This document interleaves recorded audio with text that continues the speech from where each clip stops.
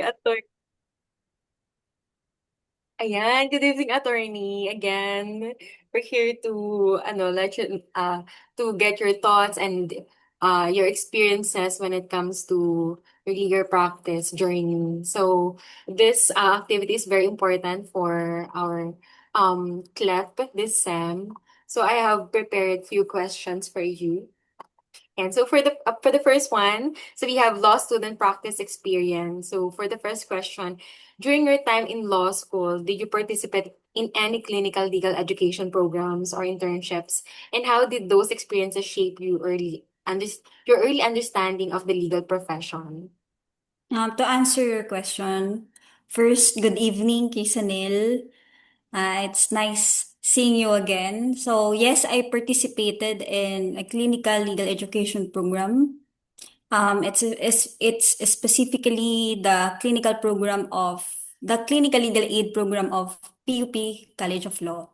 So, as we all know, it's mandatory and it has been a part of the curriculum. So, during our legal aid clinic, we have experienced talking with LGU officials, and then we also interview some clients regarding their legal issues. So during those immersions, those interviews, we have developed an early understanding of having a heart to help in resolving legal issues and imparting the laws and rules to the layman in a language and manner that they will understand and comprehend. So, as a lawyer or as a law student, you will learn how to listen to your clients and to also have compassion for them. So, that's it. Yeah, thank you, attorney. Very important talaga yung experience when it comes to Mm. sa gantong internships. So dito natin na yung first-hand experience niya. So yeah, thank you po. And for the second question about career path and specialization, are you currently in general practice or do you have a specific area of law that you specialize in? And what are the main factors or big moments that led you to make that choice? And what are your plans for your career in the future? Then lastly, for a law student like me, what do you think are the pros and cons of picking a specialization early versus starting a general practice? So, to answer your beautiful questions, Yes. first, I work in a court, a general jurisdiction, a general jurisdiction court. So, I think it may be considered as general practice. So, what were the main factors or big moments that led me to make that choice? Um, it's because mainly I'm curious of how the court processes and procedures works. So back when I was in law school, for me, remedial law is the hardest subject to imagine. So in order to imagine in real time Yes. what's happening in a court trial or hearing, so I decided to work in court. Kasi yun nga, a bigger part of me wanted to work in court kasi I wanted to see both sides of the coin. I want to see how lawyers argue and present their evidence and how wise judges think, ponder, and decide. So as a rookie lawyer, having no understanding yet of the legal practice, I chose this work to better understand how laws applied and how court processes and procedures work. So right now, what are my plans for my future career? I'm still praying to God on the plans that He wants me to pursue. Because, I still believe that the Lord is leading me sa path na gusto niya para sa akin. But for now, I want to stay in judiciary and by God's grace, climb my way up to my end goal. Yes. Yes, judiciary talaga. Pero I'm still open in applying for different positions according to God's will. So ayun. Yes. And for your last question, For a law student like you, what do I think are the pros and cons of picking a specialization? Just for a while. Yes, go ahead, attorney.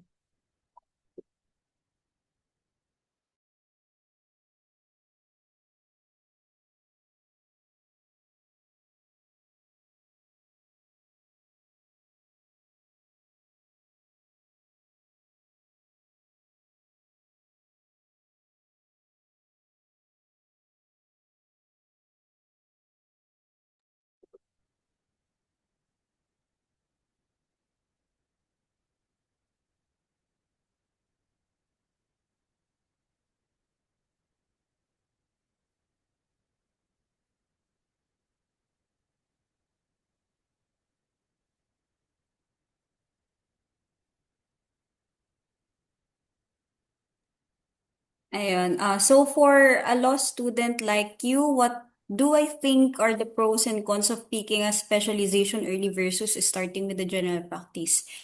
For the pros, I think if you choose a specialization, you will master the process, the specific law or practice you are engaged to. So, of course, if you have the specialization, you'll be more competent on your chosen field of practice. And the cons would be you will be boxed in that specific practice. You won't be able to practice other specific laws. So I think that would be the pros and cons. Yeah, thank you for sharing, attorney, even your future plans for your career and your personal experience when it comes to handling cases. So for the next question, so we have about ethical challenges in legal practice. If there are if there are some cases, so can you share a situation where you are when you face a significant ethical dilemma and what professional principles guided your resolution of the conflict?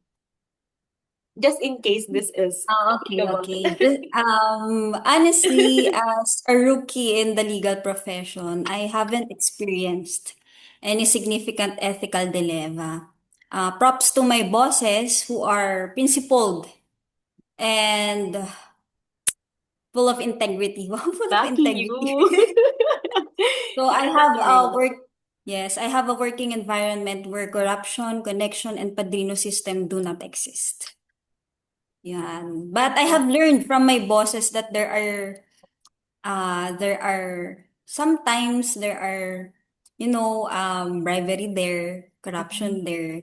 Mm, Pero pag dumating ka dun sa punto na yun, you just have to choose integrity I to agree do with what you. is right. Yes. I'm very Mm. happy kasi you are in an office or you're in an organization na hindi kayo nakaka-face ng challenges when it comes to ethical dilemma. So, Mm. thank you, Attorney, for sharing. And next, how about access to justice and public service? So, from your perspective, what are the most significant barriers to access to justice in our current legal system, and how do you address this in your own practice? Oh, for me, the most significant barriers to access to justice in our current legal system rather are Mm. number one, financial capability of the indigents or the litigants. So, most of them, hirap sila pagdating talaga sa financial kasi there are cases na need nilang mag-hire ng private lawyers. And as we all know, um, kapag naningil yung mga lawyers, of course, syempre, depending sa cases yon. So, minsan, malaki yung acceptance fee, hindi kaya ng mga litigante or ng mga indigent. So, ayun, sa tingin ko, financial capability yung isa sa barriers ng access to justice. And then second, sa tingin ko hmm, sa tingin ko hindi nila alam kung paano yung mga litigante or yung mga indigents, hindi nila alam kung sino yung dapat nilang kausapin. or hinga ng advice. Yes. Yun. Kaya minsan hindi nila nakukuha yung tamang hustisya or yung tamang advice kasi hindi nila alam na dapat pala i-address nila yon or mag-engage sila ng service ng isang abogado. So, siguro kulang sila sa knowledge or information na kailangan nilang mag-engage ng service ng abogado. Mm. Kaya, imbes na makuha nila yung tamang advice, hindi nila nalalaman. And then, third, I think siguro yung hmm,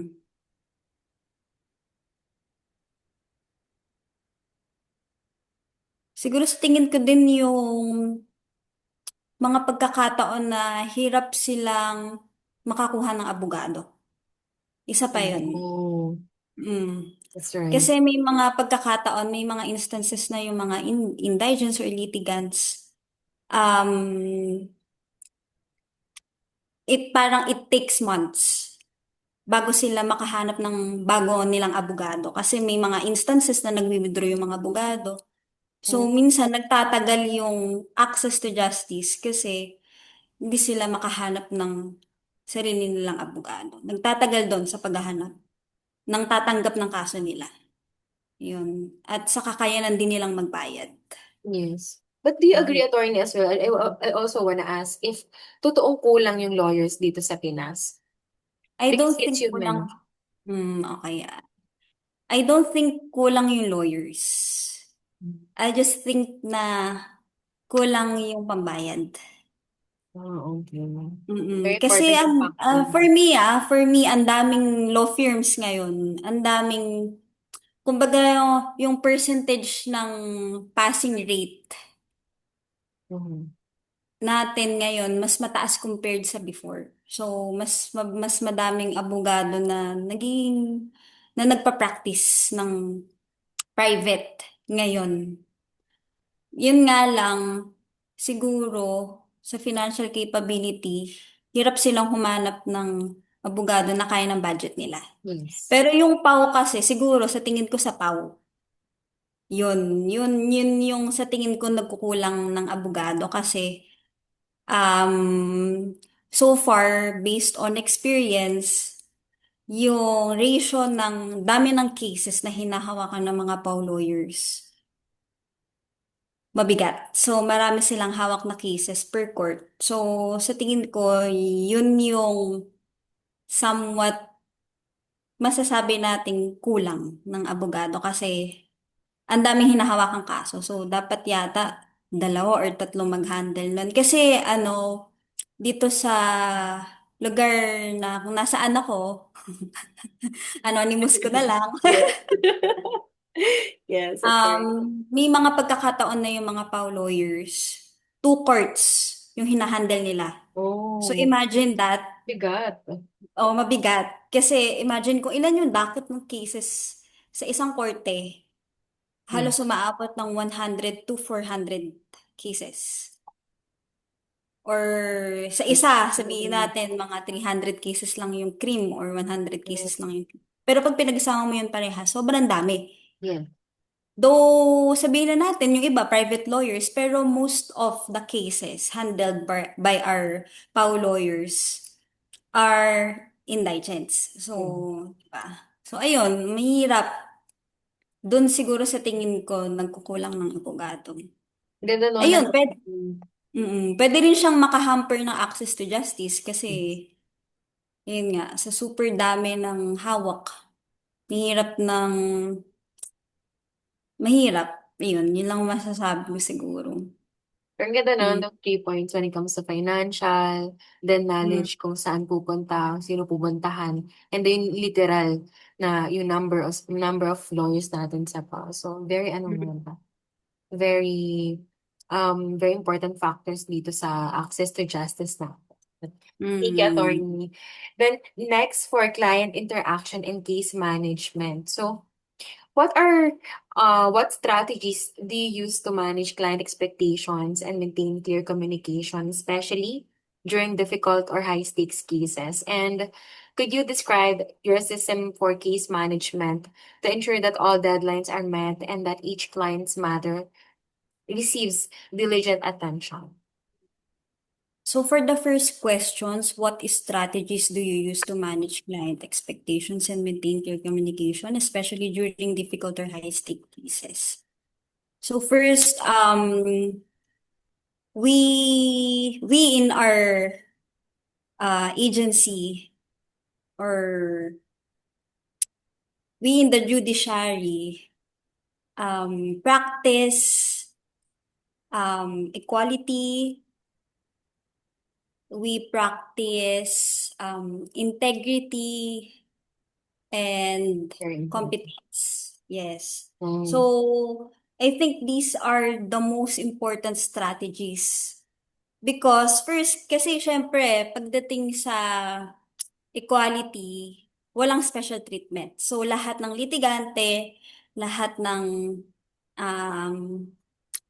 ng parties na hinahawakan ng korte, of course, they enjoy the same treatment.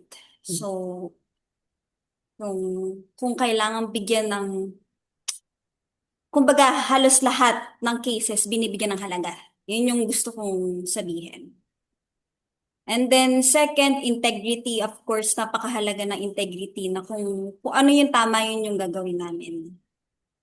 Mm. And third, for to maintain clear communication, siguro masasabi ko dito sa court or dito sa amin sa judiciary, we really try to answer all the inquiries of the litigants and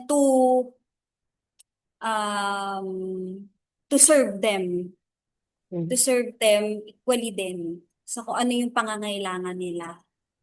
So, ayun. So, sa second question, could you describe your system for case management to ensure that all deadlines are met and that each client's matter receives diligent attention?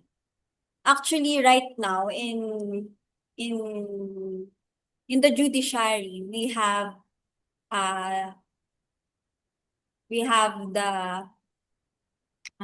we have administrative reports Mm. regarding our inventories, um, our jail visitations, Mm.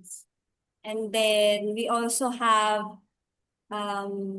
monthly reports that we have to inform the court or the Supreme Court na dumalo kami sa mga accused para malaman kung anong stage na ba sila, malaman kung anong kalagayan nila.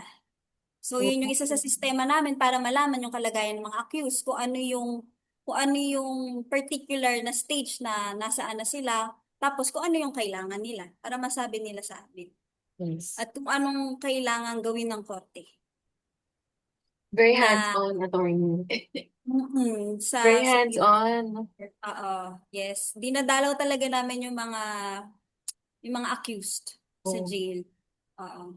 Para malaman yun nga, yung kanilang kalagayan at the same time kung anong stage na sila sa case nila.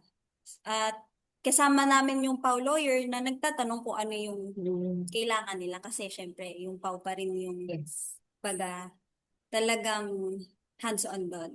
So third, nakwento ko sa iyo yung monthly report at saka inventories. Second pala Yes. yun. Monthly report at saka inventory. So sa inventories, ang ginagawa namin doon tsaka sa monthly report, yung sa inventories, nililist namin lahat ng cases na active sa court para mabigyan namin ng pansin lahat ng kailangan ng i-resolve. Baka kasi nalilimutan na, ang tagal na palang nakalagay sa korte, ang tagal na palang Yeah. nakabinbin kaso, hindi pa Mm-mm. nare-resolve. So, ayun, meron kamong ganong sistema para mabigyan ng atensyon yung mga kaso na dapat nang i-resolve, dapat nang desisyonan. Mm. And then, siguro sa third, recently we um we talked about and conducted a meeting to make a process or system for um better service Mm. of notices. Kasi isa sa mga problems ng courts, Actually, lahat, hindi lang yung court namin, most of the courts Mm-mm. na nakakaranas ng delay sa mga pagsaserve ng notice because of, ano yun nga, congestion sa dami ng cases. So, gumawa kami ng process or flowchart or system para maayos yung pagsaserve ng notice. Para recorded at malaman namin na, okay, naservan namin tong parties na to ng maayos. Kasi naka-record siya. So, ayun, maganda din yun kasi, kumbaga, parang notified sila. Mm-mm. Hindi sila yung parang, ay, may hearing pala next week, hindi namin alam. Or next month. So, Yes. yun kasi yung kahalagahan ng notice. So, ayun, yun yung sa tingin ko share ko pagdating sa system for case management ng courts. Yeah, better system and impartiality naman when it comes to handling clients. Thank you, attorney. And for the next one, for the last question that we have for tonight about legal education and advice for law students. So, again, Mhm. based on your experience in the field, what practical skills do you think law school should emphasize more to better prepare students for the realities of practice? And what is the most important piece of advice you would give to a law student who's about to graduate and enter the legal profession? So for the first question, in my own opinion, the practical skills that law students must possess so they can better prepare themselves for the realities of the practice. First, writing skills. Oh, Sobrang important ng writing skills kasi heavy ang practice sa pagsusulat. Private man yan, public, or kahit saan ka man mapunta, heavy talaga sa pagsusulat ng mga abogado. So, writing skills. Second, sa tingin ko, pagdating sa training and exposure sa practice. So, kailangan ma-expose yung mga students kung paano mag-appear at mag-present ng sarili sa court. Kasi you have to build that confidence din eh. Kasi sa totoo lang, it's nerve-wracking or wrecking. yes, Wrecking I kapag can pag feel nag-appear ka it. talaga sa court. Lalo na kapag first time mo, talagang manginginig yung kamay mong ganun. Kasi syempre judge yan eh. Tapos may Yes, kalaban, di attorney. ba? I mean, may opposing counsel sa tabi mo Yes. na anytime i-objectan ka. Yes, attorney, Nakaka-rattle siya. nakakakaba. Oo. So, ayun, yung feeling na kailangan maging maging handa ka, maging prepared ka pag nag-appear ka na, yun siguro, kailangan exposure and training pa doon. And then third, yun, moot court skills. Third, moot court Oh, skills. Yun, kung paano makipag-argue ng, ng based on laws and rules ang sasabihin mo. And then fourth siguro, lastly, um, comprehension skills. Comprehension. Kailangan talaga magaling at mabilis kang makaintindi. yes. Kasi sa totoong buhay, marami kang kakaharapin na cases, Mm-mm. marami kang kakaharapin na mga legal questions. So, kailangan mabilis mong mag-grasp yun. Though, okay lang din naman as a beginner, over time, mm, malalaman mo din yun. Pero yun nga, as a law student, ngayon pa lang, maganda na ma-develop na yung comprehension skills. Para Mm-mm. mabilis mong mag-grasp or mabilis kang maka-adapt sa environment na pupuntahan mo or sa path na susuungin. Yeah, thank you, So, attorney. Ang ganda ng apat na yun. Kahit sa law mm-mm. school talaga dito pa lang, kailangan na kailangan Ah, talaga siya. yes. So second, the most important piece of advice that I would give to law students who is about to graduate and enter legal profession. So For me, the most important thing for every law students to know is that character, principles, and values form the core of every lawyer. So in Mm. legal practice kasi, you will face difficulties, challenges, and temptations. Heavy sa temptations. Ay. Kasi these are the moments that will test and reveal your true character. So, ayun, matetest ang iyong character, ang iyong principles pag nandun ka na sa practice. Kaya nga you have to stand your ground. Kaya kailangan ngayon pa lang yung character mo, yung principles mo, yung values mo, Mm. ano na, parang, ano yung tawag doon, established. Yes.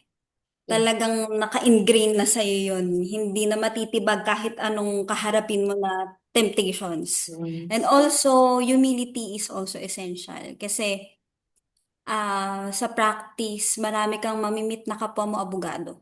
Mm. At mas marami sa totoo lang, mas madaming, mas experience, mas veterano. Kaya kailangan magkaroon ka ng teachable and humble heart para i-receive yung knowledge and wisdom na galing sa kanila. Kasi, syempre, bago ka eh. Yes, yes. Kaya dapat magkaroon ka ng open heart to receive then criticism. Healthy and constructive criticism. Yun naman. Wag naman tayong magpaabuso Yes, sa mga syempre. ibang criticism, sa bullying, wag yun. Pero pag constructive at saka healthy criticism, go. Yes. And ayun nga, never let the title attorney make you feel superior to others kasi all lawyers are officers of the court and servants of justice. Lastly, Yes. embrace humble beginnings kasi it is normal to make mistakes and not know everything as a beginner. So what matters most is your desire to learn, grow, so remain teachable, curious, and humble. I think ang pinaka-important word for me ngayon as a lawyer ay yung humility talaga. Mm. Humility. Ganda, yes. Humility ng puso at handang magpaturo. Kasi kapag sa tingin mo kasi madami ka nang alam, paano ka pa tatanggap ng information kung marami ka nang alam, 'di ba? So wala, parang ano lang siya, parang jar na pagpuno na, Yes. saan mo pa ilalagay yung tubig na Empty your cup, sana you can. makakatulong sa'yo, 'di ba? Yes. Kaya kailangan i-empty mo yung heart mo so you can be filled with a lot of wisdom and knowledge coming from lawyers, judges, or prosecutors na mamimit mo or kung sino man na matagal na sa practice kasi madami silang maituturo sa'yo. Ganda. Ayun lang. Mm. Ganda nun, Yun lang. attorney. Parang Oh. nag-aano sa akin, pero oo nga, no, napakabigat ng word na humility Mm. and yung teachable heart and mind. So, thank you, attorney. I'll definitely take note of everything. Then, Mm. hopefully, pag napasa na yung bar, Yes. may apply ko yung mga sinabi mo and it's so helpful. Kasi nasa general practice ka ngayon. So, ngayon parang Mm. dami mong nahawakang cases and all. Parang ang laki ng ano sa'yo, laki ng opportunity. Mga ganon. Mm. Though, hindi naman super dami, pero I think hindi ko aakalain na makaka makaka-experience ako na makapagbasa ng mga ganong cases. Oh. Kasi pag sa law school ka, ang binabasa mo lang ay mga hypothetical na questions. Yes. Hypothetical na examples ng mga prof mo. Pero kasi sa practice, lalo na pag sa court ka nag-work, hahawak ka ng mga case record na totoong buhay na. Yes. Totoong buhay, totoong property, yung pinaglalabanan, totoong may makukulong, totoong may nabiktima, totoong, totoong may nangutang at kailangan magbayad. Oo, totoong Yes. may labanan sa estate, sa succession, di ba? So parang pag nag-work ka na, makikita mo yung bigat ng burden sa isang abogado na kailangan nga. Kaya pala sobrang sobrang nalang ipudpud sa atin ng legal ethics na Yes, kailangan yung competence, yung diligence, kailangan yung integrity. integrity sa isang abogado kasi yung hinahawakan natin ay na mga kaso or ayun nga, hinahawakan ng mga kaso ay buhay, Yes. property, at kalayaan ng isang tao. So, ganun kabigat ang profession natin. Kaya nga sabi nila, lawyers, yung profession natin, hindi siya money-making. Uy, ganda nun. Privilege ang pagiging isang abogado. Yes, Kasi totoo. you are here to serve yung mga tao na dadalhin sa'yo at hihingi ng tulong sa'yo. Ayun. Yes. I feel like Ayun. so blessed naman Mm. yung mga clients mo, attorney. Thank you so much. Parang, Though, though wala pa akong kliyente. well, in the future, Mm. they're very Mm. lucky to have you as their counsel, for sure. Pero and attorney, thank you very much for sharing your, your knowledge and experiences in the legal field. And thank you so much for giving your time for Mm. this very na topic. So, ayan, thank you again, attorney. Thank you din sa privilege and opportunity Yes. na makapag-talk. Hinihintay ko to kasi lagi akong tahimik. Ay, really? So, ayan, nakapagsalita din. Well, you have the floor, attorney.